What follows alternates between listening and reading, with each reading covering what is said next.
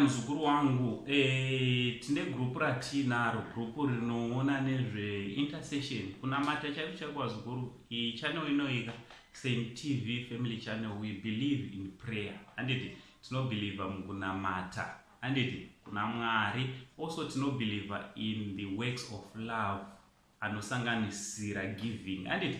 So chiteerera muzukuru wangu, pane team inotoshanda naizvozvo for the likes of nonzi Mary Mabote. She's our leader kugroup kwacho nekoko. Tinavo havakasiyana siyana anditi.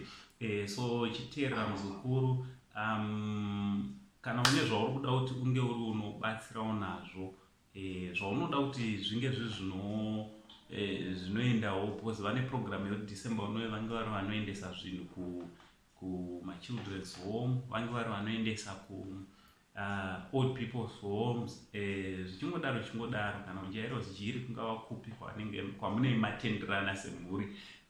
So ndaisa namba dzandaisa panapa, unogona kuti unge uri unotibata ipapo wobva waziviswa kuti zvinofamba sei anditi. Tichange tine live streaming, tichaita malive akawanda futi, post toda kuinvesta time yedu pazvinhu zvekupa nekushare love anditi.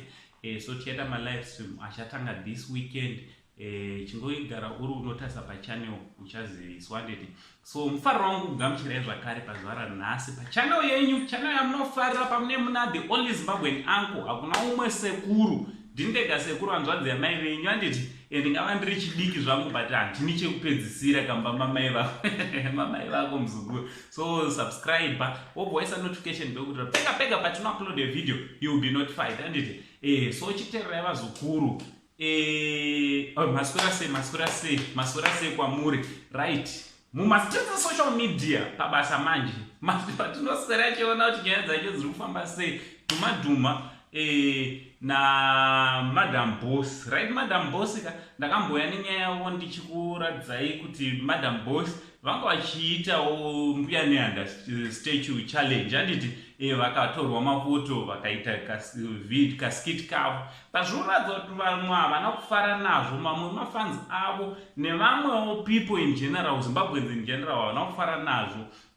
Zvaita kuti Madam Boss vange vari vanovatakiwa vachitaiwa ungatambe nemudzimu yenyika, nekuti first and second chimurenga cheZimbabwe this Mbuya Nehanda spirit was leading pabasa anditi rekuti tinge tiri tinorwira nyika yedu. Andinoziva Zimbabwe yakauya nehondo zikuru, nenhoroondo yedu iyoyo hatigone kuidzima. So Mbuya Nehanda, she is one of the spirit mediums vakanga vachishanda zvakanyanya. Vakazovawo midzimu yeZimbabwe yainge iri inotungamirira kuti basa ride rinofamba. So vamwe vanofara nazvo vakadai vaungarite maskits uchimoka Mbuya Nehanda. Zvazotuma kuti Madam Boss vange vanodzima kana kuti kubvisa skit raunga wamboita raMbuya Nehanda anditi.